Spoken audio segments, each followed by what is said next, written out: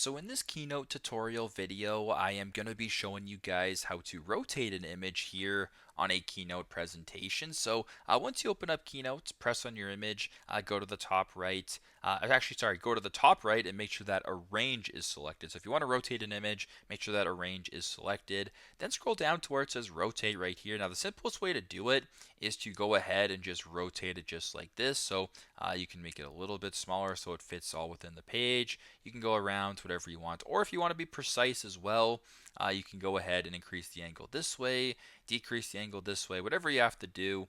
That's what's going to happen. So super simple, super straightforward, but that is how to rotate an image here on a Keynote presentation. Thanks again for watching, and I hope this video helps.